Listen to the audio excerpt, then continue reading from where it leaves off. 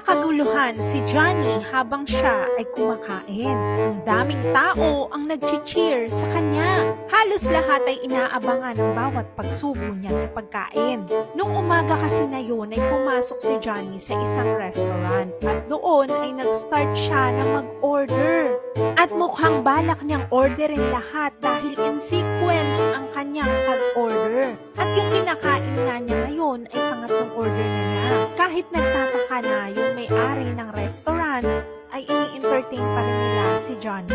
Pagkatapos noon ay umorder pa nga ulit ito. Hanggang sa may dumating na customer. Ibinalita nung may-ari ng restaurant na si Johnny nga daw ay napakarami ng kinain at in-order.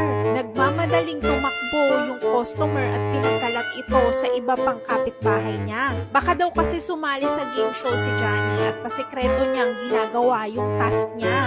Meron pang ang naglilista ng bawat mga ino-order niya kung nakakailan na siya.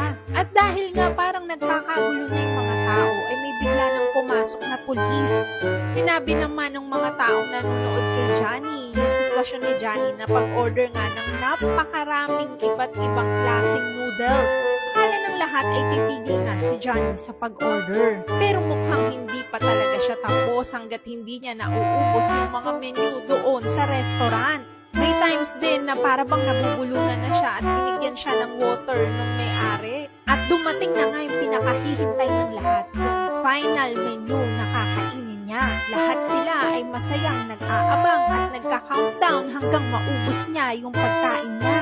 Tuwang-tuwang chini-cheer ng lahat si Johnny hanggang matapos ito. Akala ng lahat ay tapos na. Pero kinuha niya yung eyeglasses niya at nagsimulang mag-order ulit simula sa umpisa.